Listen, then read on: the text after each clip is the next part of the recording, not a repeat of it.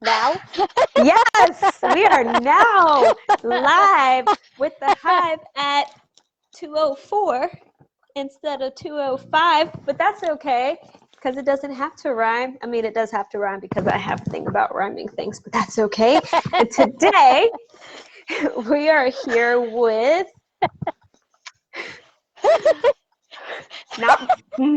Marianne Del Gallego, who plays Dr. Gallegos, because I wanted to make that harder on myself, who is the medical examiner in ZOMBEEZ, the movie.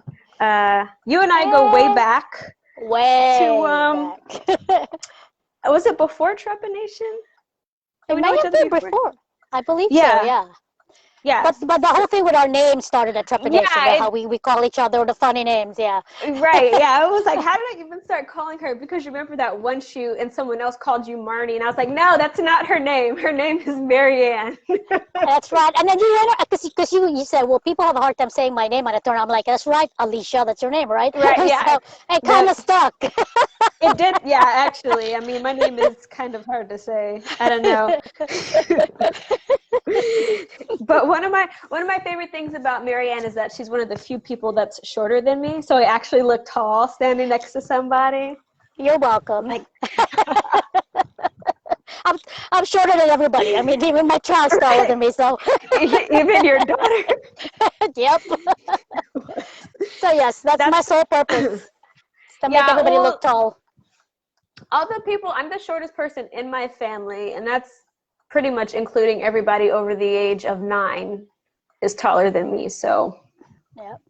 I get it. I get it. Hey, shopping in the kids section and everything's half off. Right? So. The junior section still? I'm like, yes, I can fit in this extra large children's clothing. Hey. I'm wearing the pants right now, just so you know. Are you? I'm wearing cargo pants from the little boy section. They're kids' stretchy pants. That They're works. kids' stretchy pants. Yep. Oh, my. Short girl wins, though, That's right. That's right. So, you actually started out in showbiz with your sisters, right? In a singing group? It's not so much a singing group. We thought we were in a singing group. How about that? No.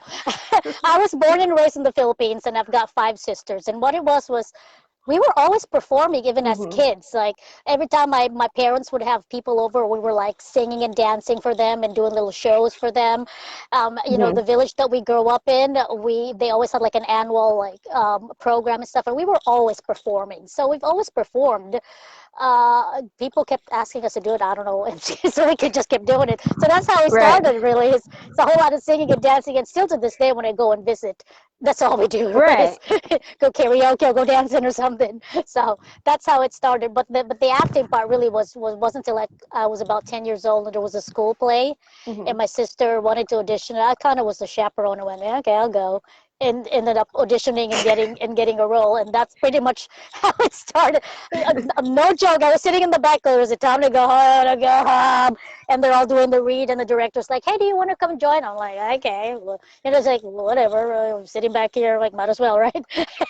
Wait, you didn't take the part she was auditioning for, did you? I actually ended up getting the part she auditioned for. Oh no! Bad sister. No, she was fine. So funny. Yes, take a moment and roll that in. I was sitting in the back, and the director told me to come up front and read. Wow. She's sitting in the back bored, and then the director asks, isn't that every actor's dream? Like, hey, you, would you like to audition? They're like, what? I don't even think I knew what an audition was. They just gave me something to read, and I was reading. You know, you're 10 years old. What do you know? Like, I didn't know. Yeah, wow. Wow. I might have been a lot salty if I was your sister, but that's just me. I'm glad she wasn't mad at you, because I would have been like. She's a lot taller than me, so I really can't piss her off. Right. She just flicked me on the fly. Wow. Yeah, come on. What are these hard-hitting questions you promised me? I know, yeah, I'm trying. I'm like, you're just like, so no, how did you end up in Pensacola from the Philippines? Well, if you ask my dad said I came to the United States to get Pop-Tarts and never returned. That's partially true. I have family in California. I just came out to visit and I liked it so much and I seriously called my parents and went, I'm not coming back. They're like, what? Oh, I'm not coming back. So I stayed in wow. California. Yep, I was in California for a bit before coming to Pensacola. Wow, that is how did they react to that? You Oh, mean besides from I wasn't spoken to for about a year? No, they were oh, fine.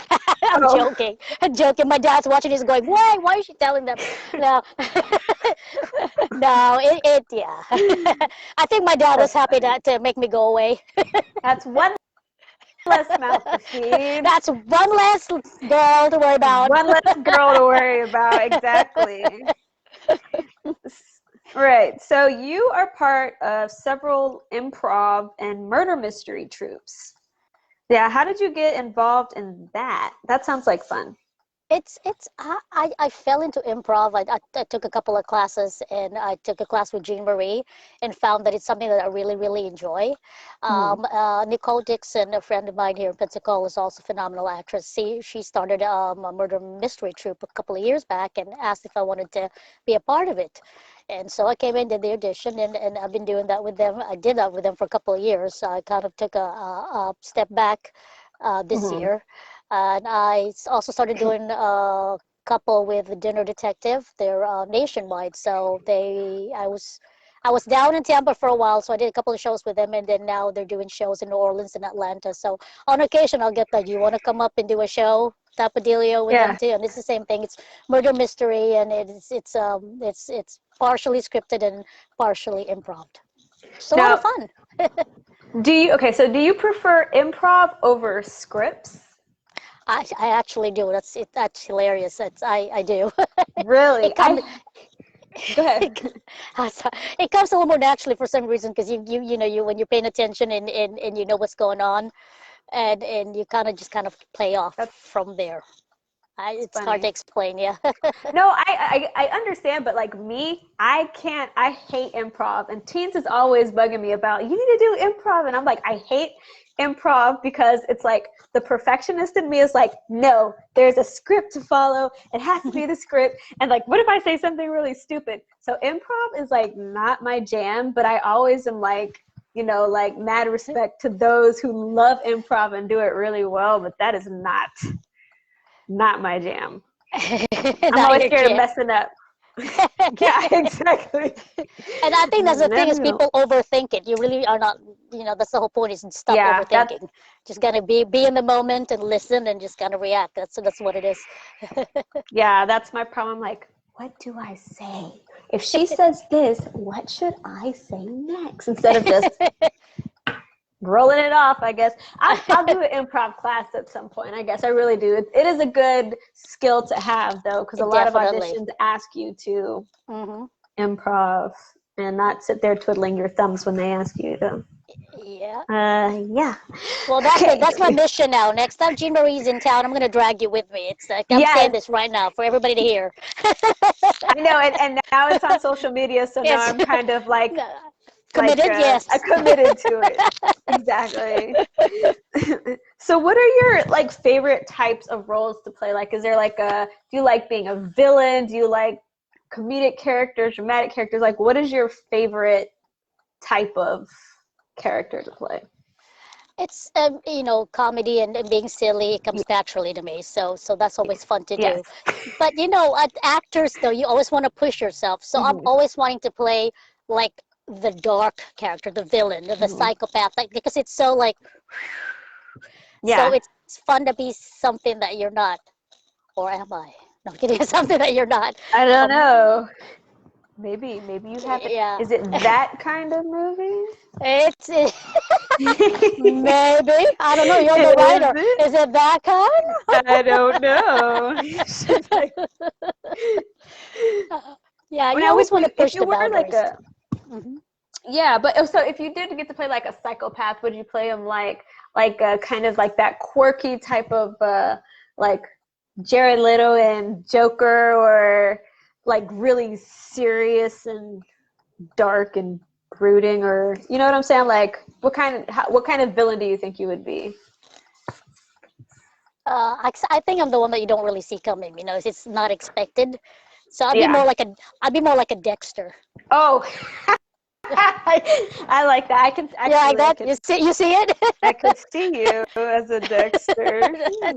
Because you know, it's unexpected. You know, like who would think this? Come on. Yeah, exactly. You know, like really. I kind of like those villain characters too, the ones like you don't see coming, because everyone expects you to be evil, but when you're like a kind of a quirky, sort of funny villain, then I think it kind of endears them more to the audience, and that makes you more conflicted as a viewer. Yeah, when you're likable, yeah, definitely. When you're likable as a character, they're like, you can't be the bad person. There's no way. I know. Do I hate you or not? I don't know what to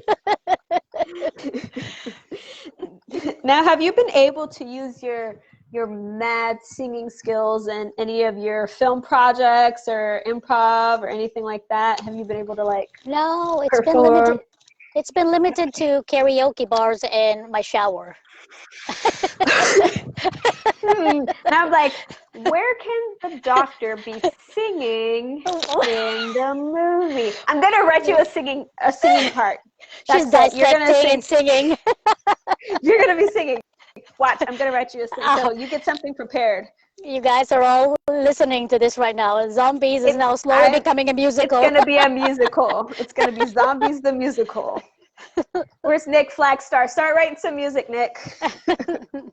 Okay, so tell us about your bill-paying job, because you're kind of in the middle of that right now as we are conversing.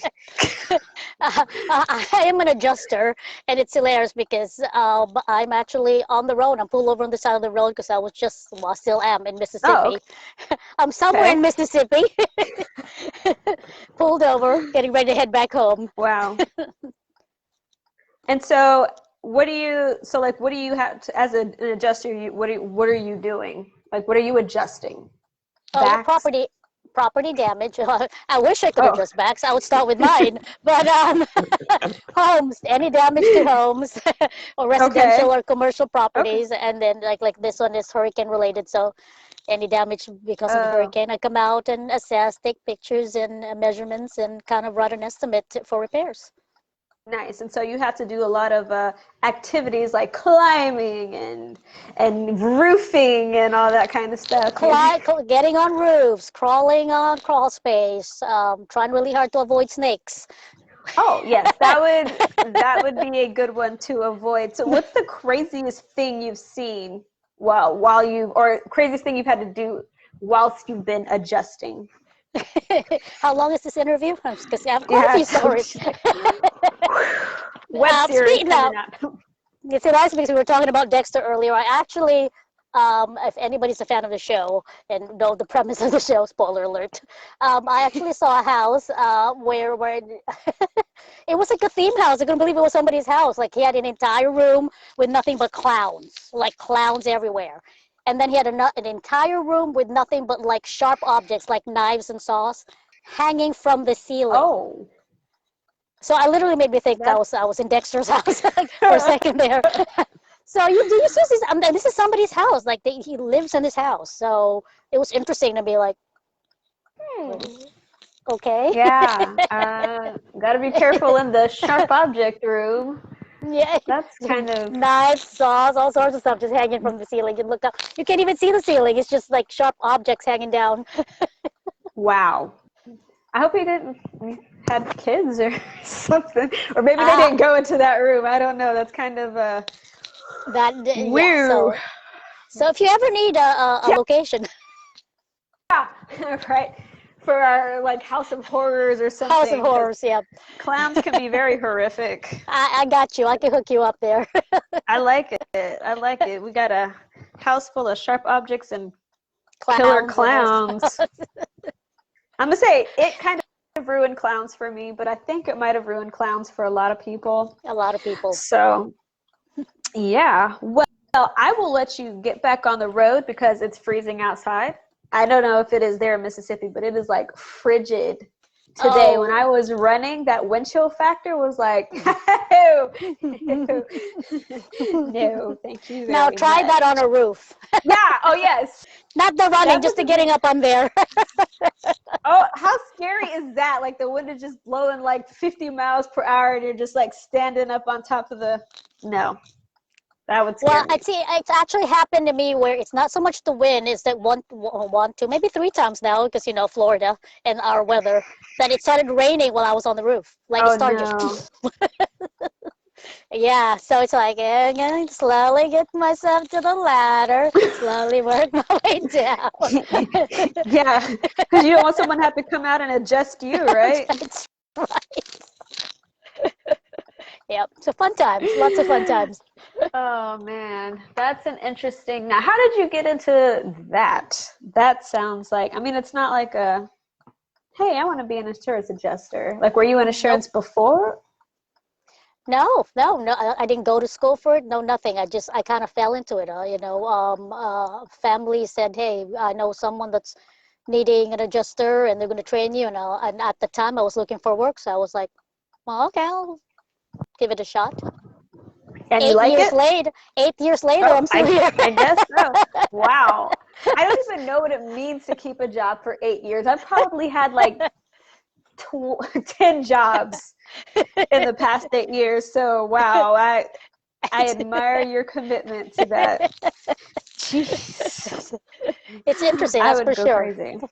Yeah, I bet. Well, I guess like all the different stuff you see probably jazzes You, it up a little bit because it's different all the time, right? well, So you travel, you meet people, you see different things, you go to different places. You're not like, at a desk, you're not on a regular, you're on the road, you're seeing different yeah, things. So it keeps it interesting. It's never like no 2 days are ever the same. yeah. Well, yeah, that would definitely be a plus for me because yeah, the sameness is just. Ugh.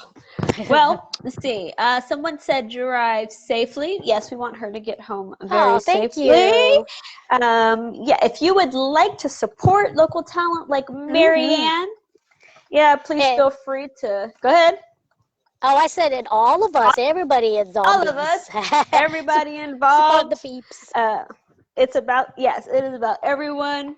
We're trying to bring some action to the Emerald Coast. Feel free to donate to our GoFundMe in the pinned Mm-hmm. post. You can help us generate some buzz by sharing on all of the social medias. We got Facebook, we got Instagram, we have a YouTube channel where we share our longer videos with bloopers because who doesn't love a good blooper? Right? So like, subscribe, tell your friends, share with Tell your your friends. friends. Yeah, we would be very grateful. Very Yes. grateful. So Please, thank please, you please, please. guys for Thank tuning in. you. Bees out. All right, let's end this live.